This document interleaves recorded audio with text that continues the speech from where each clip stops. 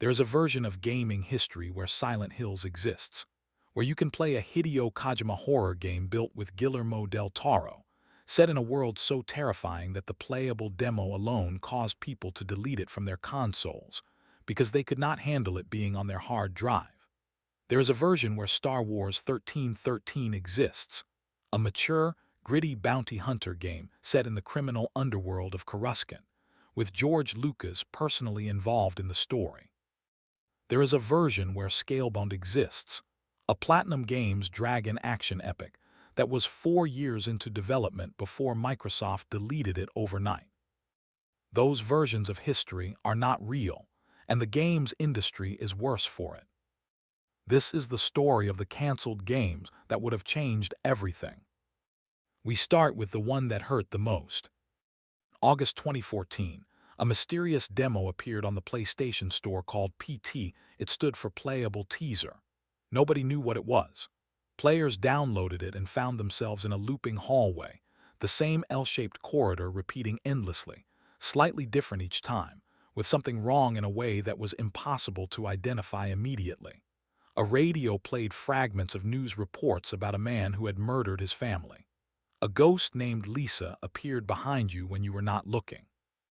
A baby spoke from inside a paper bag in a sink. The further you progressed, the more disturbing it became, until finally the demo revealed itself. It was the announcement of Silent Hills, a new entry in Konami's legendary horror franchise, directed by Hideo Kojima, produced with filmmaker Guillermo del Toro, and starring Norman Reedus. The reaction was immediate and unanimous. Gaming journalists and fans agreed it was the most frightening piece of interactive media anyone had ever experienced. The atmosphere PT generated in a single hallway was more terrifying than most complete horror games managed across entire playthroughs. If this was what the demo was, the imagination staggered at what the full game could be. Silent Hills was immediately considered one of the most anticipated games in history, before a single frame of actual gameplay had been shown. 7 months later, it was canceled. In April 2015, PT was removed from the PlayStation Store. Shortly after, Konami confirmed that Silent Hills was dead. The reason was the catastrophic collapse of the professional relationship between Konami and Hideo Kojima, the creator of Metal Gear Solid, who had been at the company for nearly 30 years. The specifics of that collapse have never been fully made public. What is known is that Kojima's name was removed from Metal Gear Solid V promotional materials before the game launched. He was reportedly prevented from attending the Game Awards to accept trophies for the game he had made. He left Konami in December 2015. Silent Hills died with him. Konami owned the IP. Kojima owned the vision. Without him, the game could not be made. With him, Konami would not make it.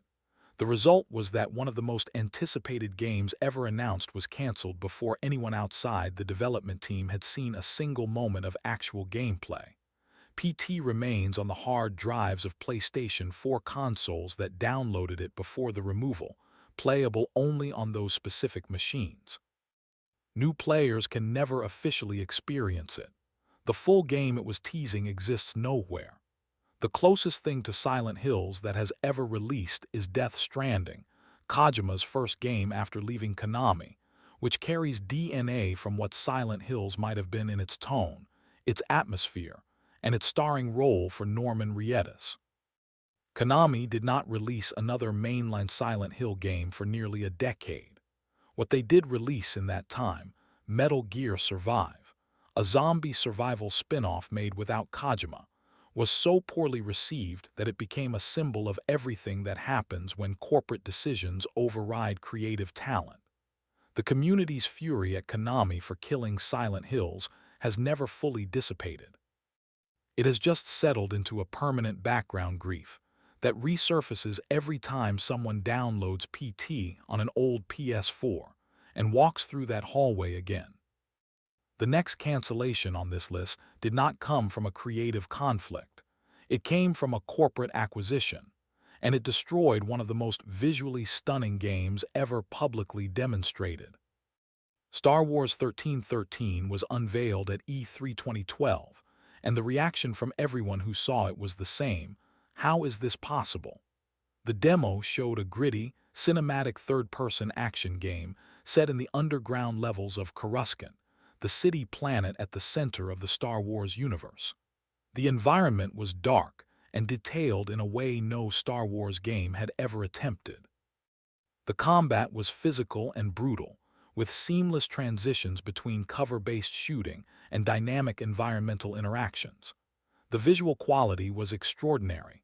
This was clearly targeting hardware that did not yet exist at a time when current-generation consoles were still 2 years away. LucasArts was demonstrating a game that felt like it belonged to the future.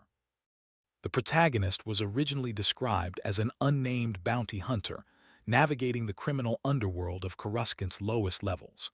Later reports confirmed that the character had always been intended to be a young Boba Fett before his iconic armor and career. George Lucas was personally involved in the story. The mature, grounded tone was a deliberate departure from everything Star Wars games had done before. No Force powers, no Jedi, no rebellion versus Empire. Just a man in a corrupt city trying to survive. 8 months after the E3 demonstration, Disney completed its acquisition of Lucasfilm for $4 billion. The new ownership evaluated everything under the LucasArts umbrella and made a strategic decision to shut down internal game development entirely. Rather than developing Star Wars games themselves, Disney would license the IP to established publishers and studios. It was a clean, logical business decision.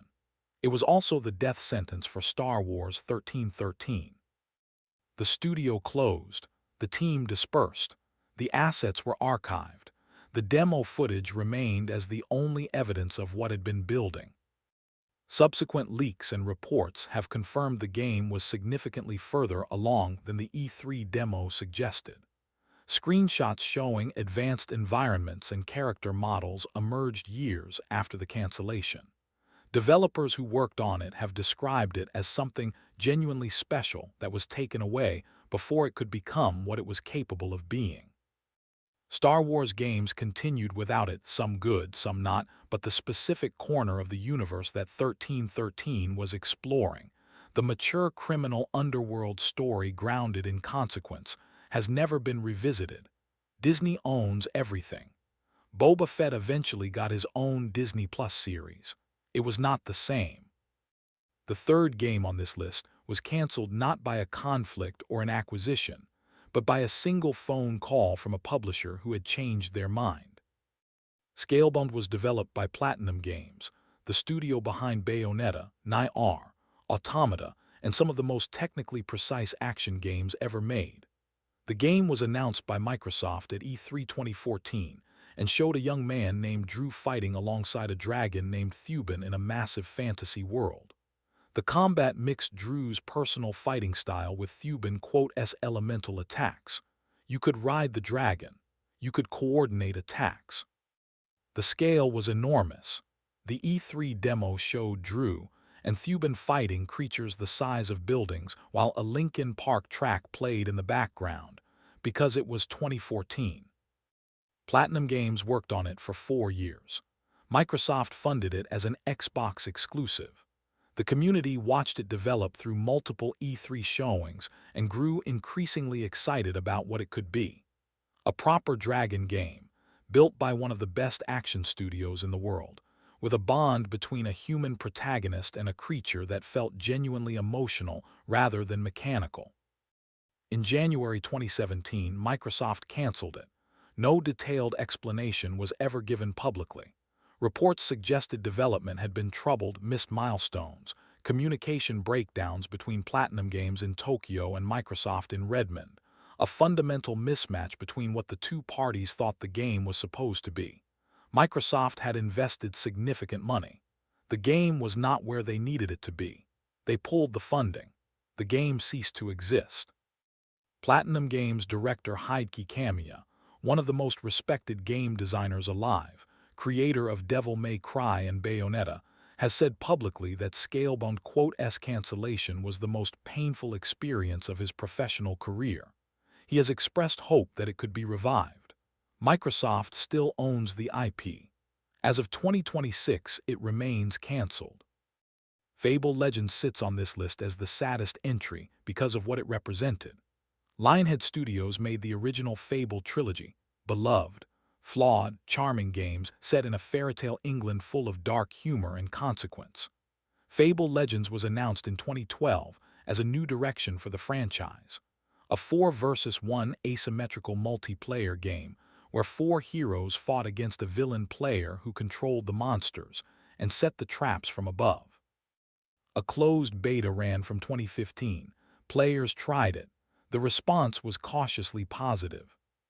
Lionhead had been struggling since Fable 3. Key creative staff had left. The studio was working on a project that felt like it had been defined by a committee trying to chase trends rather than by the creative DNA that had made the original game special. Microsoft, which owned Lionhead, evaluated the studio and made a decision. In March 2016, they announced the closure of Lionhead Studios. Fable Legends was cancelled alongside it. The game that had been in a playable beta was deleted. The studio that had created it was dissolved. Hundreds of people lost their jobs. The Fable IP survived. Microsoft eventually announced a new Fable game developed by Playground Games, the studio behind the Forza Horizon series, that has been in development since 2020. It has still not released as of 2026. The fans who loved the original trilogy are still waiting for a proper new entry 16 years after Fable 3. There are others that belong on this list. Battlefront III from Free Radical Design was reportedly 99% complete when LucasArts canceled it in 2008. Employees have said they were told it was so close that they were already planning the launch party. Agent, a Rockstar Games exclusive for PlayStation 3, was announced in 2007 and shown briefly at E3 2009. It received a trademark renewal from Rockstar as recently as 2018.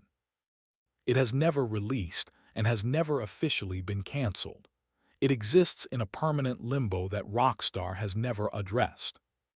And then there is Blizzard's Project Titan, a massively multiplayer online game that the studio worked on in secret for 7 years between 2007 and 2014, before canceling the entire project and starting over. 300 people worked on it. The reset cost the company years and an enormous amount of money. What those 300 people built over 7 years was deleted. Blizzard took the surviving ideas, stripped them down, rebuilt them entirely, and released the result as Overwatch in 2016. Overwatch went on to become one of the most successful games ever made. The game that became Overwatch only exists because Blizzard was willing to completely abandon 7 years of work and build something new from the wreckage. Most canceled games leave nothing behind except fan grief and leaked screenshots. Project Titan left behind one of the most successful franchises of the decade, which raises the question that haunts every canceled game on this list. What did Silent Hills leave behind? What did Star Wars 1313 leave behind? What did Scalebound leave behind that has not yet appeared in something else? The games we never got to play do not disappear cleanly. They scatter into the games the developers made afterward, into the designers who carried the ideas to new studios, into the players who held a vision of what something could have been and refused to let it go entirely. PT still exists on old PlayStation 4 hard drives. The hallway is still there. Lisa is still behind you when you are not looking. And somewhere in a Konami archive, there are documents and assets and design files for a game that would have terrified a generation. We just never got to play it.